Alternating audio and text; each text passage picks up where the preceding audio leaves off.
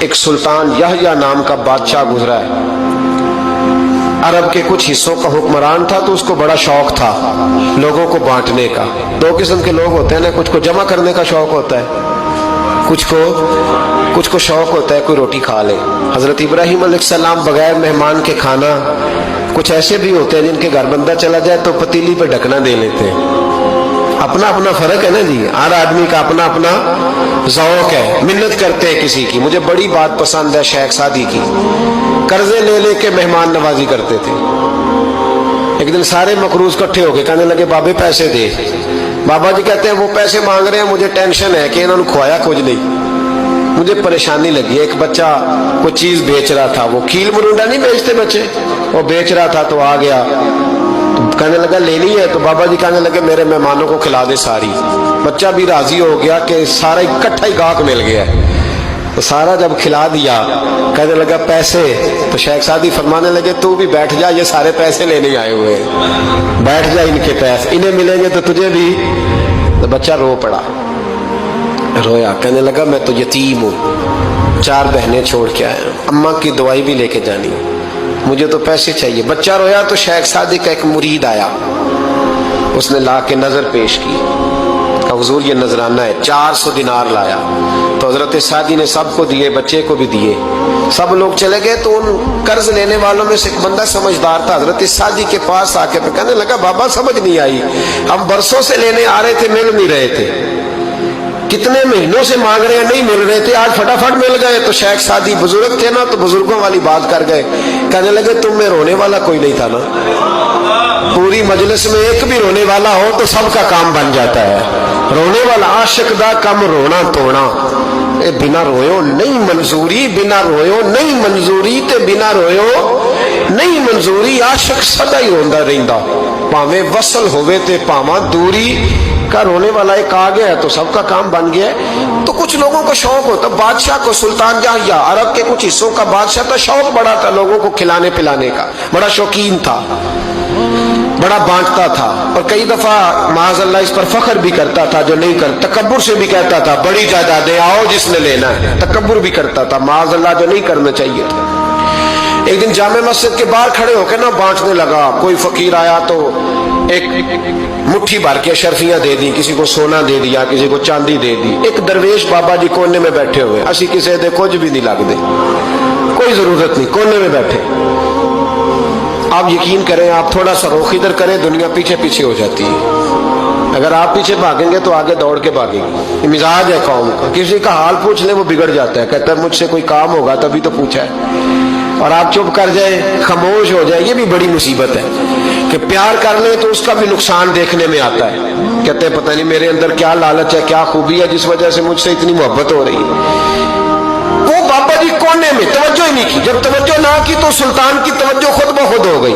سلطان یحییٰ کہنے لگے بابا کوئی قابل توجہ آدمی ہے، سب لوگ لائنوں میں لگے ہوئے بھاگ رہے ہیں، بادشاہ آیا ہے، یہاں تو شادی پہ کھانا کھل جائے تو بڑے بڑے امیروں کا پتہ چل جاتا ہے کہ بننے کیا لگا ہے، کہتے پتہ نہیں دوبارہ چھوٹے گوشت کی ٹرے آئے گی کہ نہیں آئے گی، اور اتنا سارا رکھ لیتے ہیں کہ المان والا فیس، بڑے بڑے امیروں کے پول کھل جاتے ہیں، پتہ چلتا ہے کتنے تگڑے امیر ہیں۔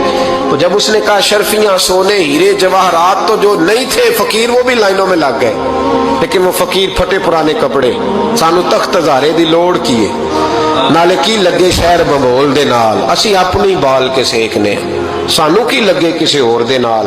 اور اقبال نے اس کی تشریح کی، اقبال کہنے لگے ہوا گو تند و تیز ہے لیکن چراغ اپنا جلا رہا ہے، ہوا گو تند و تیز ہے، تیز ہوا میں چراغ نہیں جلتے، ہوا گو تند و تیز ہے لیکن چراغ اپنا جلا رہا ہے، وہ مرد درویش حق نے جس کو عطا کیے ہیں انداز خوش روانہ، فرماتے ہیں جسے اللہ نے بے نیازی دے دی، لالچ سے دور کر لیا، وہ کسی کی پرواہ، وہ اپنا چراغ جلاتا ہے، اپنی مٹی پہ چلنے کا سلیقہ سیکھو، سنگ مرمر پہ چلو گے تو پھسل جاؤ گے۔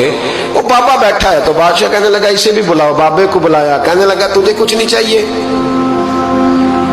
بابا کہنے لگا چاہیے تو بڑا کچھ پر تجھ سے نہیں چاہیے۔ کہا کس سے چاہیے؟ فرمایا اس سے چاہیے جو دے کے حساب نہیں پوچھتا، بغیر حساب دیتا ہے، اس سے چاہیے۔ کہنے لگا نہیں دروازہ کھلا تو بھی لے لے۔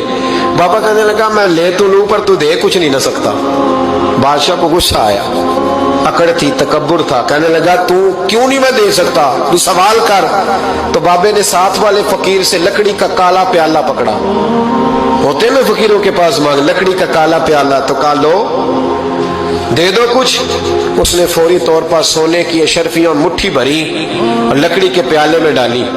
अब जब प्याले में डाली तो कड़ कड़ की आवाज तो आई, पर पता नहीं वो किधर गई सारी अशरफियां। दूसरी मुट्ठी डाली तो फिर कड़ कड़ की आवाज आई, पर अशरफियां किधर गई कोई पता नहीं चला। तीसरी, चौथी, पांचवी, बाबे का प्याला खाली का खाली, 2 दफा भी, 4 दफा भी। ये बादशाह लोग जिद्दी होते हैं, मानते नहीं जल्दी, क्योंकि इन्हें किसी ने बता दिया होता है ना सारा कुछ तुम ही हो, अड़ जाते हैं।